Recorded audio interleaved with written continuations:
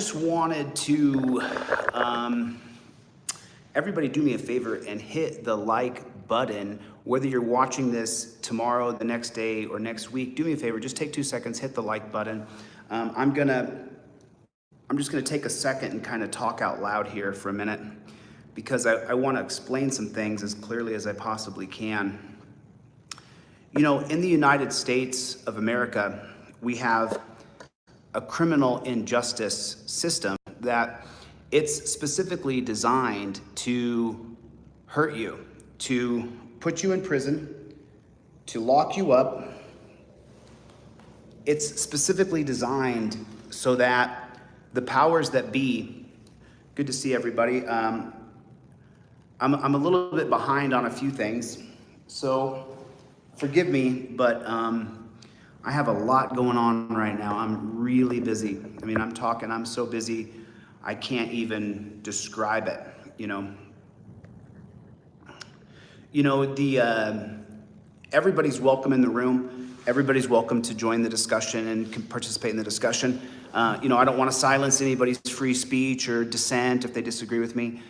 If you have a username that's openly insulting to me, I'm just going to block you off my page. If you say things that are openly insulting, the moderators will block everybody. So I'm not going to, you know, I'm not your piñata because you're angry and miserable, you know, but what I am is I'm a game changer. And I'm going to explain to you guys right now what it exactly means when you decide that you're going to take a plea deal. Let me hit the comments on for a second so I can say hello to a few people. Okay, there we go. You have rights, cops have duties. Okay, hit the like button. Thanks, you have rights, cops have duties. Good to see you. Scrubzilla, how's everybody doing? How is everybody doing? So I want to talk a little bit right now about what a plea deal means and what that means to you as someone who's going to have to take that deal because it wasn't something that you had planned on. Nope, you didn't plan on going to jail. You didn't plan on being arrested. Let me wipe my face here. I just got done shaving, so I'm pretty hot still. Good to see everybody. Nice to see everybody. I'm sorry. I want to stay as focused as I can because what I have to do is I have some things I have to do today. To be honest, and I'm just going to share with my people. Mama Twist, good to see you. Actually, we just started Mama Twist, SWE Observer. Green Mark, what's going on, dude? Good to see you. Good to see you. Right on. So, if you take a plea deal, say you get charged with a crime. Now, a diversion program for a DUI or drugs or something like that, that's a little bit different, but even still, you might want to really make sure that you examine that as completely as you possibly can. You want to make sure that you examine that plea deal that they're offering you. So I'm gonna hit the comments off for a few seconds, guys, so I can just talk. There we go. Cope Dog, that's the last comment I saw. Cope Dog in the house. I want to just sit here and bloviate for a few minutes. And I want to make sure that I cover all my bases here. So let's walk through it for you guys so that you can kind of understand what the ramifications of a plea deal are. So say that you get arrested. Say that you are with some friends and whatever, you get arrested and you get charged with a crime. Now, you didn't do the crime. You're not guilty of the crime. You didn't do anything wrong. You know you didn't do anything wrong.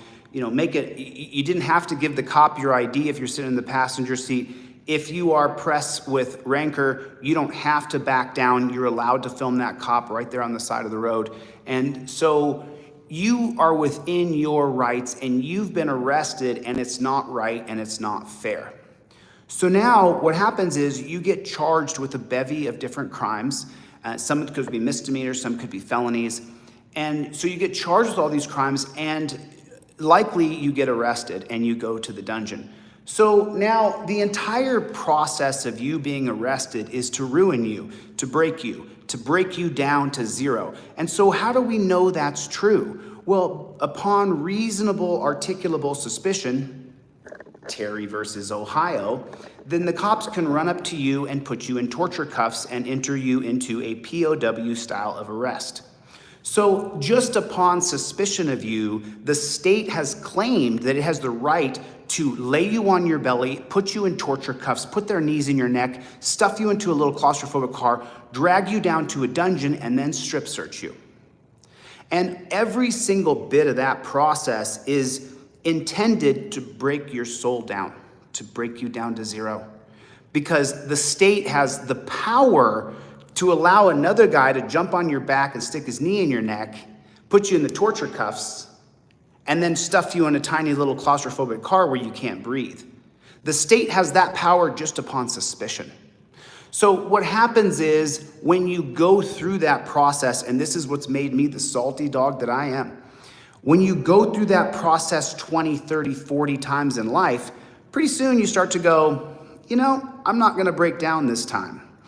And so if you're where I'm at, if you've gotten to that point where I'm not gonna break down, I don't give a damn what you say, put me in the torture cuffs, I'm not gonna be strip searched. So unless you guys are ready to kill me, I'm not showing you my ass. It's not gonna happen. So what they do is they have other methods now where they'll x-ray you like they did to me in Lawrence County in Ironton jail, because I said, you're not strip searching me and you're not grabbing my nuts either. If you touch my nuts, we're gonna have a problem, because there's nothing in there but regular old sack. Sorry for being so graphic. But the point is now you've been arrested, you haven't done anything wrong, there's no victim, there's nobody crying foul that you hurt them, kind of like me. There's nobody saying, Chili hurt me, so you need to investigate him. But the point is now you got out of jail, and you had to pay a lot of money to get out of jail likely, or you had to sleep in the dungeon for a day or several days before you got in front of an authoritarian piece of garbage judge, which most of the judges in our country are trash. As you guys know, I've told you I'm reading the judicial canons, and I'm gonna read them and I'm gonna memorize them just like I have a lot of these Supreme Court cases. So now what's happening to you, the worst thing that's happening to you is now you've gone through this horrific process of being shackled, caged, sexually assaulted through a strip search, and now you had to spend a lot of money or spend days in jail to get out of jail, and now you get out and you have these bevy of charges against you. And so you're going through all kinds of stuff at this point, whether you like it or not. I mean, everybody knows if you just go through like a breakup with someone you're dating, it's not even a serious relationship, you go through some stuff with that. Either you're relieved or you have feelings, right? So now when you're strip searched and put into a dungeon, you get a lot of feelings. And then you may have an inmate or a guard in there who makes the time that you spend in there relatively difficult. And so now you're at this place where you're out of jail, either you bonded out or you got out on your own recognizance. And so now you're charged with all these crimes. And so let me explain this process to you. This is so important, and I haven't done this yet. That's why I'm doing it now. So what's gonna happen from there is you're gonna have a pre-trial hearing. You're gonna have a hearing before the trial begins. It's called a pre-trial. And when you go into that pre-trial, you'll be arraigned, you'll plead guilty, not guilty, or no contest. Most of us will plead not guilty. And so now after you've been arraigned, you're gonna go to your first pre-trial conference. And what does that mean exactly? What that means is that nothing is gonna happen to you today. Nothing. You're gonna have a discussion with the prosecutors. They're gonna maybe discovery, you're gonna request discovery, you're gonna go through this small process. But during that process, what they're going to do is, remember, it's still in your mind what the state did to you upon suspicion. You weren't even convicted of a crime. So what you were charged with and accused of doing, that's not the big deal. What's in your head is how badly you were treated, how they torture cuffed you, sexually assaulted you, put you in a claustrophobic little room, then threw you in a dungeon where they treated you poorly. And so that's still fresh in your mind. And so the prosecutor is going to come to you at that first pretrial hearing and say, hey, you need to make a deal. Because if you don't make a deal, we're going to put you in jail, and you're going to go to jail, and your kids are going to be adopted out, and and that's what they're going to say to you.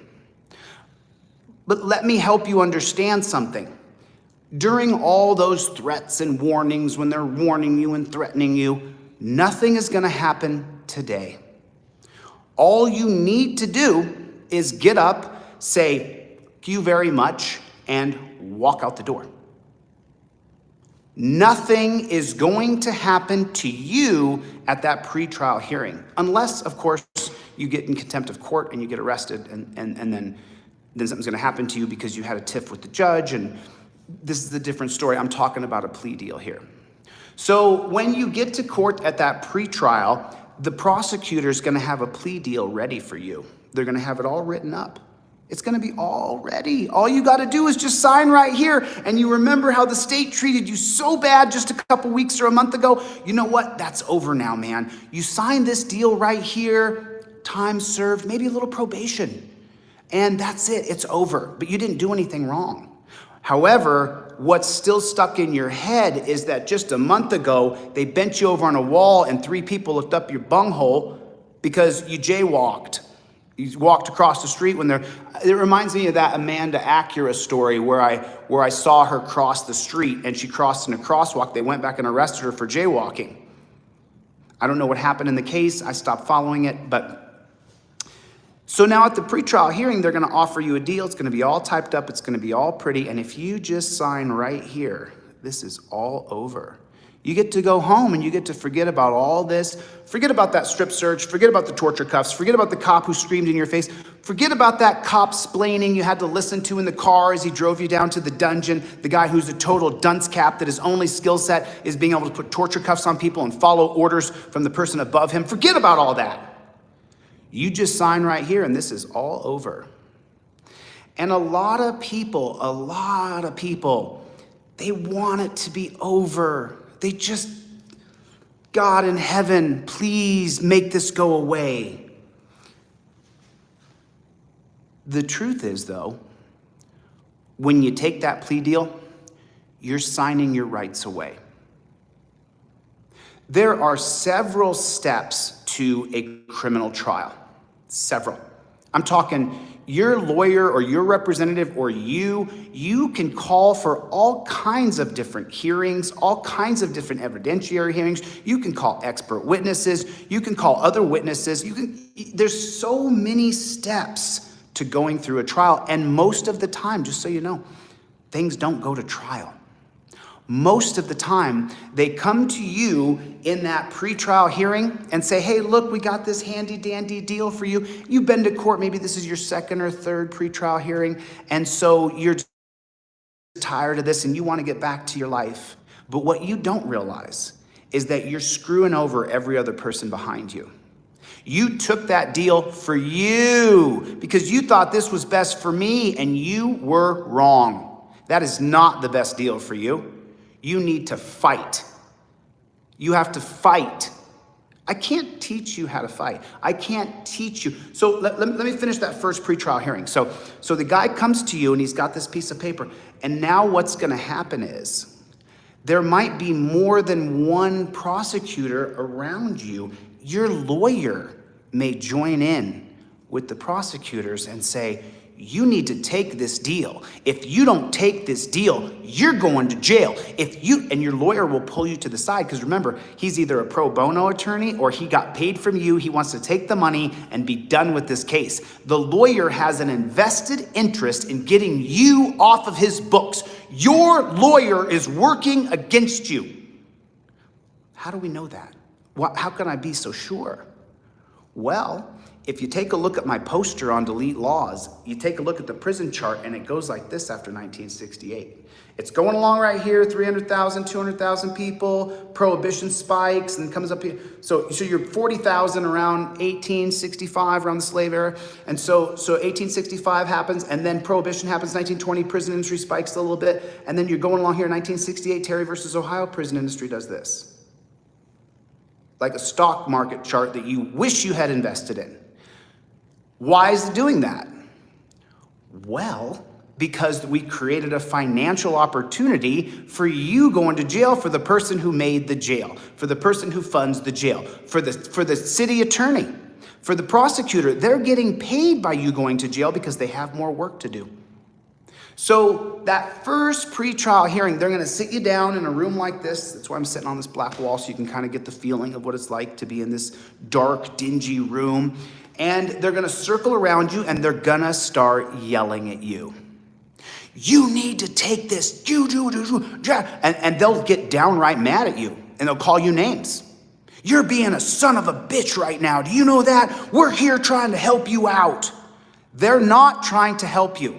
The prosecuting team, the assistant district attorney, the district attorney, even your lawyer who you paid your money to is not working for your best interests.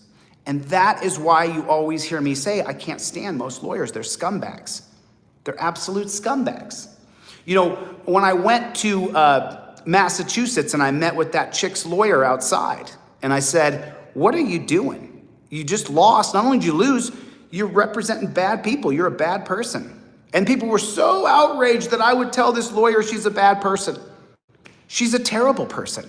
She doesn't give a damn about the client she represented or the outcome of the case. Who does care though? You do. You care if you have that on your criminal record. Remember, my entire criminal record, everything on my record is used against me by strangers who I don't know. So when you go into that pretrial hearing, if you sign on the dotted line that you took a plea deal, people for the rest of your life will hold it against you. Remember, I was charged with minor consuming when I was 18 and stalking when I was 18 or 19. It was the first year they had criminal stalking, and they charged me with it because they could. It was a new law. Even though nothing had happened, I'm talking zero. Nothing had happened. But they charged me with it, and what did my lawyer say when I was 18 years old, 19 years old, and I had no idea what I was doing? Let's just take a deal. And he went to the judge and said, look, Your Honor, my client's 18 years old. He has no criminal history.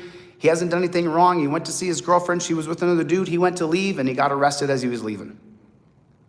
There's no stalking going on. And the judge looked at me and said, are you going to stay away from this chick? And I said, dude, as soon as she was holding hands with another guy, I never want to see her again. But what happened to my life? What happened to me? Take a look at me as an example. Chili got charged with stalking. He's a stalker. Is that true? Not even remotely close. But they'll put any kind of charge they can on you. Criminal trespass. What does that mean exactly? You were on someone's property who didn't want you there, and then you pled guilty to it, and now you have a criminal trespass. You're literally branding yourself a criminal. You're saying, I'm a criminal when you agree to the plea deal for criminal trespass. When you're not a criminal, not at all. You had a beef with someone else, you were on their property, they told you to leave, you said F off, the cops come and charge you with criminal trespass. The cops are the hammer and you're the nail. Their job is to arrest you and put you in a dungeon. And so now you've been arrested for criminal trespass. You get out of jail on your own recognizance after all that horrible stuff I talked about. And then when you go to that first pretrial hearing, you get surrounded by 3 or 4 people and they start yelling at you, you got to do this, you got to do it. If you don't do it, and you cave, you buckle. And you don't really think that this is going to hurt me later in life. Because, just so you know, I'll go back to my own case, criminal stalking or whatever it was when I was 18.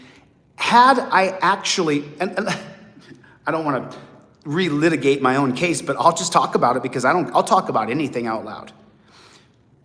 I had not been stalking my girlfriend. She was my girlfriend. There was no cell phones when I was 18. There was no cell phones. You didn't have a cell phone. Nobody did. My girlfriend was going to school down South Oregon. I was up in Northern Oregon.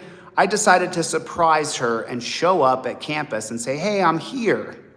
And then so she wouldn't know that I came, when I went to the front gate, I said, oh, my name's John Smith, because I wanted to surprise my girlfriend with flowers and a card.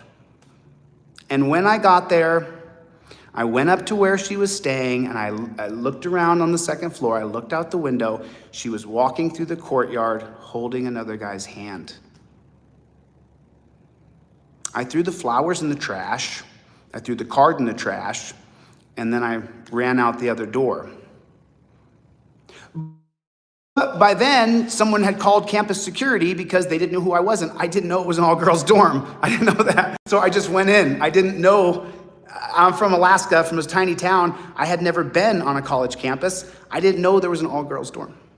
And so by the time I was walking out the door, campus security was waiting outside because there was a guy in the girls' dorms. I didn't know it was an all-girls dorms. So the campus security was like, hey, you. And I said, oh, no, dude. And I just took off running because I was already just so emotional from seeing my girlfriend holding another guy's hand. I came here to surprise her. And there's been we're boyfriend and girlfriend. There's been no stalking of any kind at all whatsoever. This is my full-time girlfriend. I love you. I love you too. That's my girlfriend on the phone. She doesn't know I'm coming down to Corvallis to see her. So I'm charged with the crime. I'm taken to the dungeon, go through the strip search. They let me out the next morning. I'm unrecognizant. I go to court, and the lawyer says, take a plea deal. 90 days of no contact or something. I don't know what it was. But it goes on my record now that I am stalking. Did I do any stalking? No. Did I do anything wrong at all? No. Nothing. Other than not giving my real name at the gate because I didn't want her to know I was coming. I wanted to surprise her. I was so excited about it. That stalking charge I have on my record from being 18, thousands of people say that I'm bad now. Now, just imagine that you're 40, or you're 30, 27, 45, 52, and the same scenario happens to you. You have a beef with the guy in the mini mart. He says, get the hell out of my store. You say, F you, I'm not leaving the store. I'm here to buy this orange juice. He says, I'm refusing service. And you say, F you, I'm drinking the orange juice. So you drink the orange juice, but he doesn't want to take your money. So now you've stolen orange juice and you're criminally trespassing. And now you go to court and the DA, man, he's such a swell guy, he's going to give you a deal. But then when you go and apply for that job in 4 months, and it says, have you ever been arrested? Do you have a criminal record? Then you're stuck with your pen and you're like, well, but that's over. I just signed a piece of paper. It's over. It's all over. It's over. It's over. I didn't do anything. But the guy who got your resume, he goes, what is this criminal trespass? And you were charged with shoplifting here. Now you got to explain to this person, no, I had a misunderstanding with the clerk and I drank the orange juice because I was so thirsty. In case you guys you think I'm joking, just making this thing up. No, I'm actually describing Graham versus Connor in 1989 that happened in 1984. DeThorne Graham went to a 7-Eleven to get some orange juice because he was having a diabetic fit and needed some sugar in his system. And when the line was too long, he ran out of the convenience store and took off down the road to go to another store where he could get some orange juice quickly. The cops pulled him over because he left the store too quickly. They pulled him over on a Terry stop.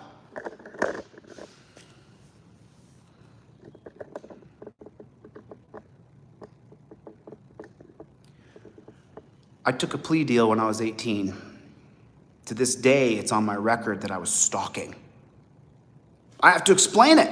I've explained it to you now, but some of you might not believe me. Here's the worst part. There's gonna be a good portion of your family who will always believe that you did something wrong. That you did something wrong. So I'm down at it was called the Wild, well, in Alaska when I was arrested for minor consuming when I was 18. I told this story, right? I was at a party. I was 18. I'd graduated high school. I was super happy. It was my 18th summer. My summer of my 18th year. I'm sorry. It was the summer after, so I was about to turn 19. I turned 18 after I already left home. I was in Minneapolis. And then the next year I went home that summer. So it was my first summer back from graduating with all my class who was back in my hometown. And we decided to have a party out in the middle of nowhere at JF's house. And I was way out on Gaswell Road. And I was like, you know what? I want to get to town. I'm just going to walk it. It's only like 6 miles. I was like, I'm just going to walk to town. And they're like, you're going to walk? I was like, yeah, I want to walk. I want to walk. So I walked to town, and as I was walking into town, the cops pulled around and said, you been drinking? I looked all drunk. I was wasted. I was wasted. I'm talking wasted. And they arrested me and took me to jail for walking home instead of drinking and driving. But I'm under 18, so you can charge that kid, so charge him. And how many people today say Chili has a criminal record?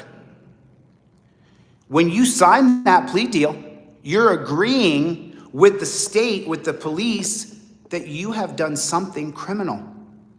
Did you? Did you really? Go back to that example in the mini mart. You chug the orange juice. You tell the clerk, F you. I'm buying this orange juice. He says, I'm refusing service. And now you just stole it. I'm calling the cops. Now you had a beef with the clerk. But guess what? That pig that came in there, he gets his coffee there free every night. Every night that pig, and this is the same, I'm just talking about my hometown. My 7-Eleven in my hometown, the pigs go into 7-Eleven at midnight, 1 o'clock in the morning, and they drink all the free coffee they want. Did you know that? Did you know that across America, all of these 7-Eleven, AM, PMs, Quickie Marts, Mini Marts, In-N-Out, whatever you want to call it, they all have this kind of open deal with the cops that they can come into their shop anytime they want and grab themselves a cup of coffee. Why? Why? Well, because then if they got to call the cops and you drank that orange juice and the clerk says, this guy just stole the orange juice, and you say, no, I didn't. I wanted to buy it, but he's refusing service. The cop arrests you. Now you have 2 criminal charges. Arrested, cuffed, torture cuffed, claustrophobia, strip search, demoralization, lots of money to get out of jail, own recognizance. You had to call home and it said, you have a collect call from the prison where Chili DeCastro is. If you'd like to never receive this call again, push 5. And then there's a moment. And you're thinking, did they push 5? Did they push 5? Did they just push 5? And so I got a 4:30, so I've only got 15 minutes left and I got to get to my 4:30. And so this is all the precursors for you being labeled a criminal, and it doesn't stop here. I'm giving you guys the prelude. I'm giving you the first hearing, the first pretrial hearing. They're going to stand around you and scream at you that you need to take this deal. This is the best deal you're going to get. If you take the deal for shoplifting, we're not going to charge you with criminal trespass, or we'll charge you with criminal trespass, but we'll drop the shoplifting charge. And you're like, what do I do? I didn't shoplift and I didn't criminal trespass. I went there to buy an orange juice. The guy said something to me. I said, leave me the fuck alone, man. I don't want to be bugged by you right now. And he said, then get out of the store. You just had a tiff with a clerk. Look at Lauren De Laguna. Lauren, hope you're doing okay. Lauren De Laguna had a tiff with the proctor who was distributing her LSAT test. She didn't cheat on her test. All those rumors about, she didn't do that. She had a tiff with the proctor, just like you would have a tiff with the clerk at the 7-Eleven. And they canceled her bar exam, and she can't get the results. I feel really bad for Lauren. I've explained this. I've said to her, I feel really bad for her. I do. I'm sorry that happened to you. Because it happened to her. The powers that be will hurt you if they can. So now, let me play it out. So you get those charges, and we're going to use that mini, and you're sitting there in your first pretrial hearing, and they're saying, you need to do, and they're yelling at you, and there's 2 of them. Even your lawyer is telling you, you better take this deal. It's the best deal you're going to get. He wants to get you off the books. So you got the prosecutors, your own lawyers telling you, you're like this, and then your mom or your brother or your sister or your girlfriend or your boyfriend is over there, and they're crying. And they're going, Chili, please, just take the deal. I want this to be over. When you sign the plea deal, it's not over. It's just beginning.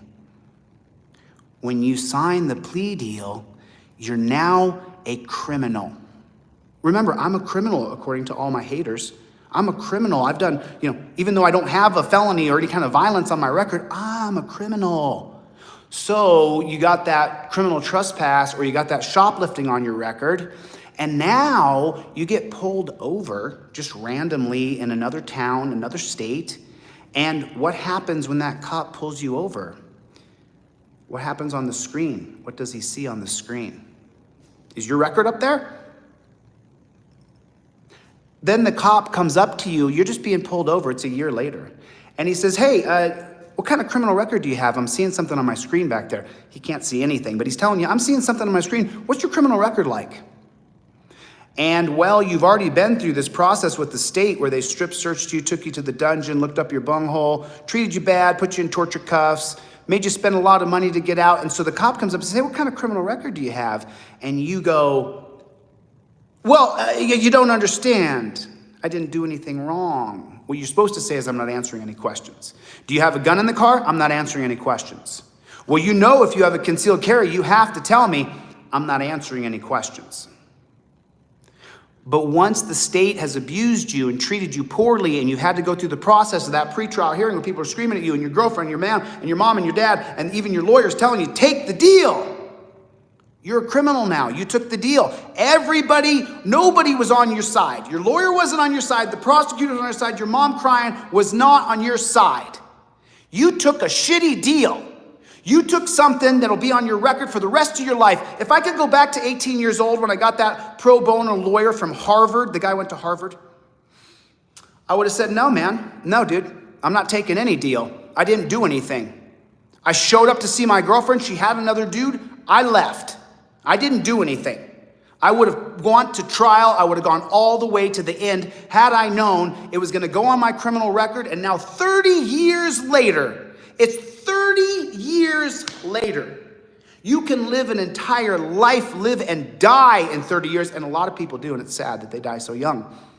30 years later, that same BS charge that had no validity is used against me because my Harvard-trained lawyer, who was a pro bono attorney, said to me, let's just take a deal. To this day, I have a stalking charge on my record that I never had anything to do with stalking. I was going to see my own girlfriend. We had not broke up. We were still together. There was no stalking. I wasn't stalking my girlfriend. The last time we talked, I love you too. Bye, baby. She has another boyfriend. Her dad calls from Alaska. Her dad never liked me and says, arrest him, put him in jail, charge him, press charges against him. It was the first year Oregon had a stalking law. I don't think a stalking law even exists anymore. I took a deal. Does that hurt me today? Anybody? Does that hurt me today? Yes. Yes, that hurts me today. To this day, people call me, oh, he's a criminal. He did this. He did that. You know, the really funny one to me, people will say to me, oh, he only says this to women. Hey, bud, you might want to check my resume. I beat the snot out of so many guys, I can't count them all. I faced down 50 men in 2022 as they screamed in my ear. One drunk big thug screamed in my ear. Did I show any fear? No, because I trained so many years on the mat. I'm not afraid of any man. Even if you can beat me, good luck. Chili only talks to women like that. You're right, bud, because you don't talk to me like that to my face. We know that. We saw that before, didn't we? They're real tough talking. Real tough. It just makes me sick. It just makes me sick. I try to help people. I'm trying to help you now. Don't take a deal. Don't take a deal. Don't take a deal. You're in the head. You're in the head when you get out of jail. You know who else was? I was in the head when I got out of jail. I was messed up in the head because they had put me through hell. They had arrested me, torture cuffed me, claustrophobic me, strip searched me, demoralized me, took all my clothes away from me, took my communication tools away from me. Then I had to call my family, and they told my family, Chili's in jail. Do you want to never talk to him again? You don't think that has a play on your head? You have a collect call from Chili DeCastro at the prison. If you never want to accept this call again, push 5. You sit there. I don't care who you are. You go, oh man, I hope they don't push 5. Oh God, please don't push 5.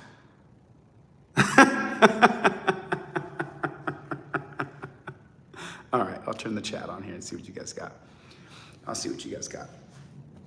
Yeet, yeet, yeet, yeet, yeet, yeet. So Sorry, you're right, KT. I sometimes get a little bit thrown off because of my own personal strife and my own personal voyage I've been on here for the past year here. And so, yeah, let me get off this live and I'll send that over to you. What's going on, Terry? How you doing, buddy? What's going on? How you guys doing? I can't, so,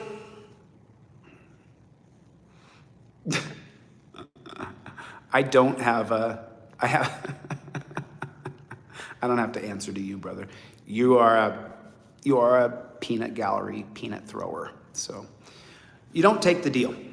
You don't take the deal. You don't take it. You don't take the deal. You fight for your rights. You fight for what's true. Remember, if I had fought the stalking charge, I would have won because it was just, were you guys boyfriend and girlfriend? Yes, you were. Had you guys broken up? No, we hadn't. So he came down to see his girlfriend? Yes. And then you called the cops on him? Well, no, someone in the dorm did. But so, you know, it's, oh, well, thank you. I appreciate that. Thank you. I appreciate that. So, yeah, the wall's looking good, huh? Wall's looking good. Painted that bad chicken myself. So I'm just, good to see you, Greg. Thanks for coming.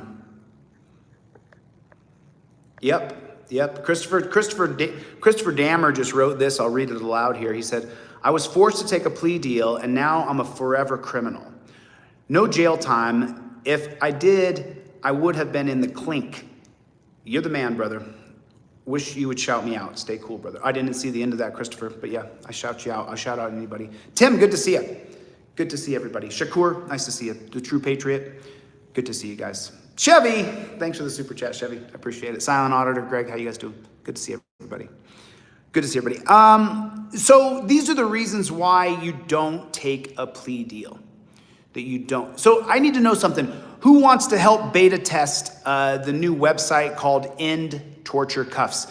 If you want to help beta test the website, End Torture Cuffs, you need to send me a DM or a message or an email so that I know,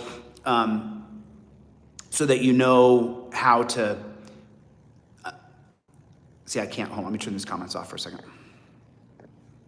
There you go. So if you want to help beta test End Torture Cuffs, send me an email or ping me, DM me. Ping me, that's a BlackBerry. Oh my Lord. Does anybody remember BlackBerry? So, I need a few beta testers for the website called End Torture Cuffs. It looks really good. It looks really good. There's been one man who has been pushing so hard to get this website done. So proud of you, brother. And I'm so grateful for your effort and your work. I can't really take any credit. I would love to say, oh, look what I did. No. I have recognized that they're torture cuffs. And I think that most of the people on YouTube now recognize that they're torture cuffs. However, when it comes to this website and the idea of creating this website, none of these ideas were mine. They belong to one man and not me. And so I'm grateful to this person who's done this. And so if anybody wants to help me beta test End Torture Cuffs, then send me a DM or a message or a message on Instagram or Facebook, or send me an email and let me know that you'd like to help test endtorturecuffs.com. It's going to be coming out. I mean, I thought we were going to be done today, but it's probably my fault because I have been, there's a few people in the inner circle of my life who know that, just so you know, today I slept till noon. I was up till 5 a.m. last night. I slept till noon. And I just got to get this next. I got to get Constitutional Law Scholar done. I got to get it done. I got to get it done. I have to get it done. I have to finish this. I have to teach you guys what I know, because a lot of people will write me and say, hey, Chili, I want to be able to take on cops like you do. Hey, why do you call yourself a constitutional law scholar? How do you know your rights so well? That's a very common question I get in email. How are you so sure about the rights that you have? How are you so sure when in Ironton when I said, okay, the mayor's not here, this has now turned into a peaceful protest. You guys remember that when I got arrested in Ironton? So the reason I can do that is because I understand the Enlightenment era, which, you know what's funny, as I was reading today, they have Thomas Jefferson as one of the Enlightenment thinkers. Mr. Jefferson was certainly a founding father of America, but he was not an Enlightenment thinker. I don't know who put that on Google, but that's not true. Thomas Jefferson plagiarized much of Montesquieu's book, The Spirit of Laws, written in 1750, published in English in 1752. Much of what Thomas Jefferson wrote in the Constitution, and he wrote like 90% of the Constitution, he took directly from Montesquieu's teachings, directly from Locke's teachings, and directly from Jean-Jacques Rousseau's teachings. Those are the true three Enlightenment thinkers that form our country. It's going to be John Locke, Jean-Jacques Rousseau, and Charles de Montesquieu. Those three men create what is the Enlightenment thinkers that formed the basis of the American Constitution and the Bill of Rights.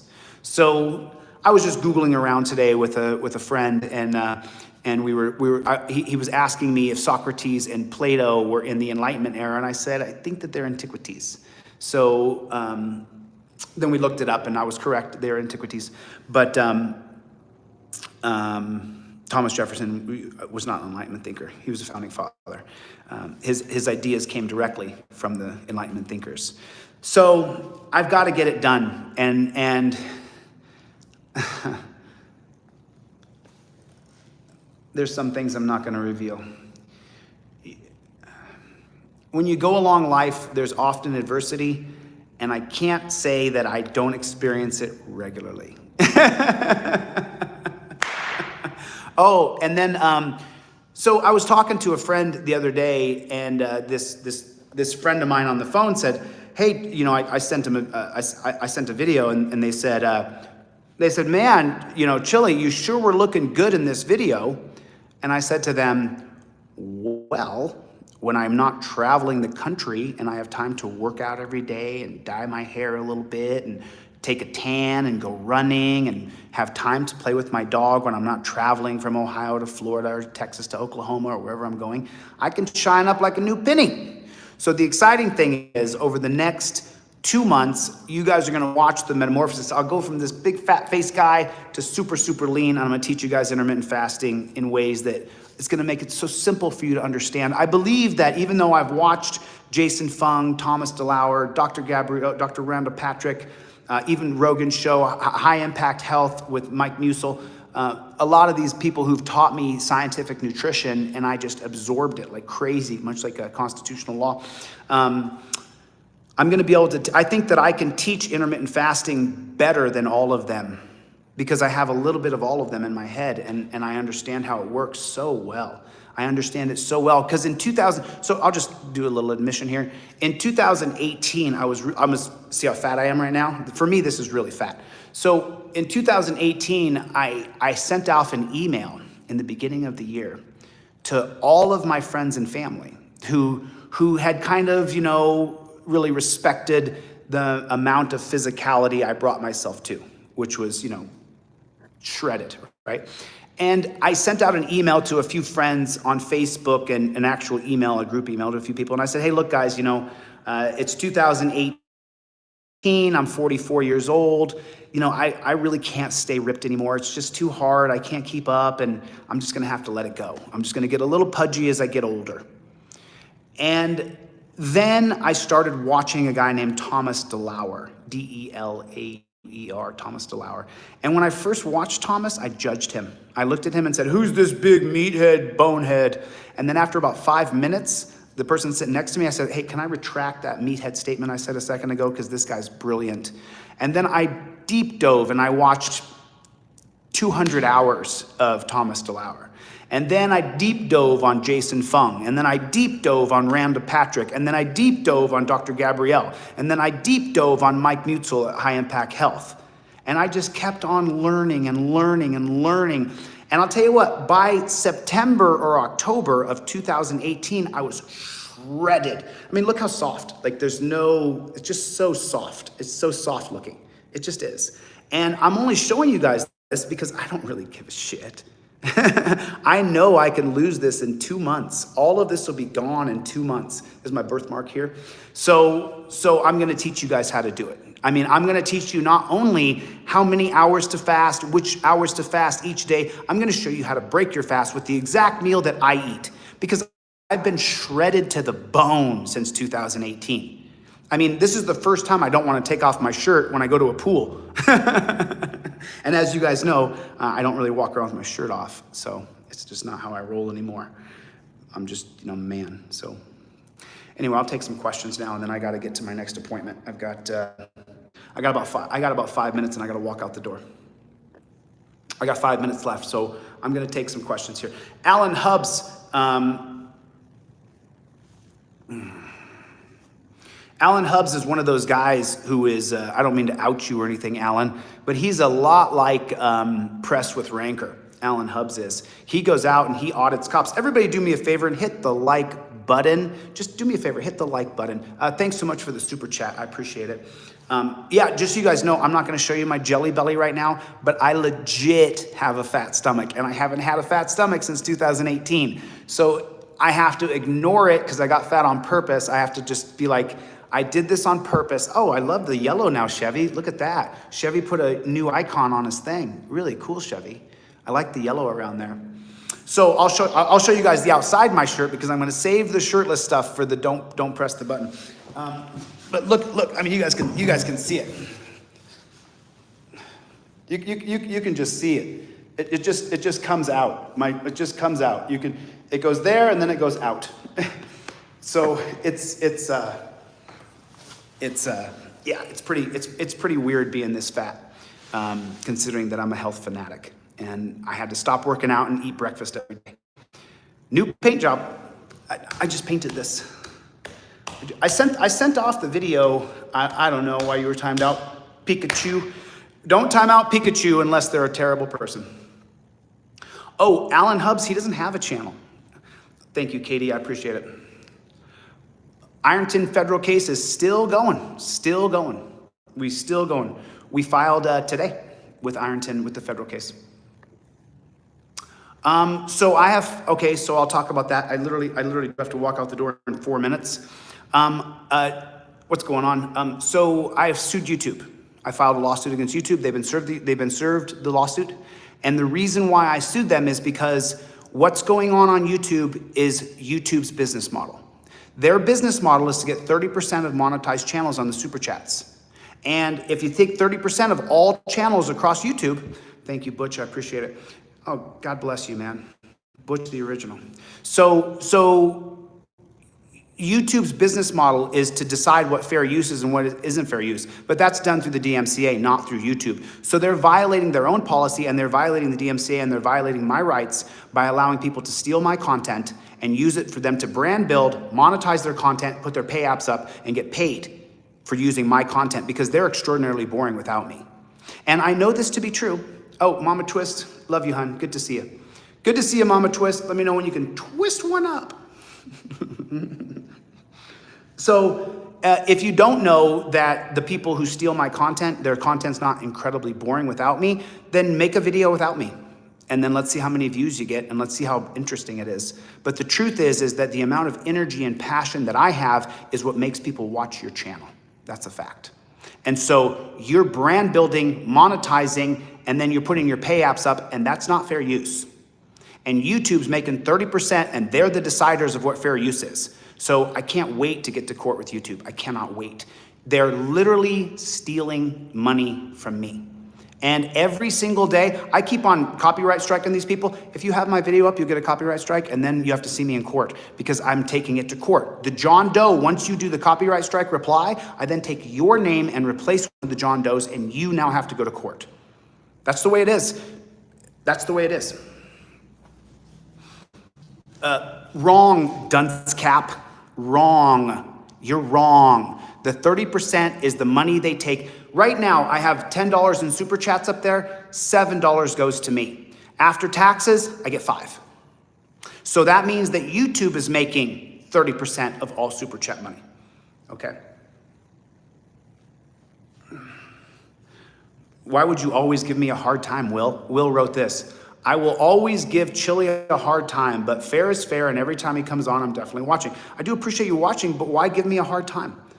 What have I done wrong? Katie Hayden, you YouTube dunce cap, you don't know what you're talking about. Sorry, honey. Sorry, and I'm not gonna educate you. You can check Pacer and they're gonna say, oh, your case has been dismissed. No, honey, I'm a pro se litigant, so you don't know what you're talking about. I appreciate you though chiming in and trying to be like, oh, look, your case was lost, when it's not lost. Oh, was it? Let's see if it is. Let's see if it is. And if it is dismissed, I'll just refile, because if I didn't get a, so let's play it out. I gotta go. Yes, the court will give me leeway and my case will not be thrown out. Doesn't matter though, 425, I gotta go. So let me just play it out, okay?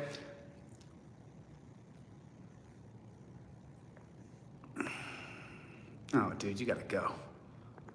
You gotta go. You're a weird dude, man. That's just weird. Well, I don't know what this infatuation is with me being gay. I just don't get it. Like, if you're so infatuated with me being gay, maybe you're gay, dude, because I'm not. I'm not. Look up my resume. You've never dated women on the level that I have. Never. And you never will. Just so you know. So this infatuation with me being gay, have you seen the women I've dated in my life? Have you ever seen a picture of one of my girlfriends? So let me just finish this, and then I got to get off because I really do have a 4:30 appointment, and it's about 4 or 5 minutes away. So the Ironton case, even if they said it was dismissed, if it's which I filed today, by the way, so they have to give me time. They have to give me enough time. You're so stupid. You're so stupid. You are so dumb. But remember, you're listening to YouTube lawyers, so you got your shot, kid. Thanks for coming. But even if it is dismissed, I will just refile my case. So there it is. Anyway, listen, I've got to go. Got nothing but love for you guys, but I really do have a 4:30, and it's 4:26 right now, so I got to go. Never take a plea deal. Never, ever, ever, ever, ever take a plea deal. Good to see you, Action Jackson. Love your comments. I really appreciate it. Kim, good to see you. Scrubzilla, good to see you. Chuck, love you.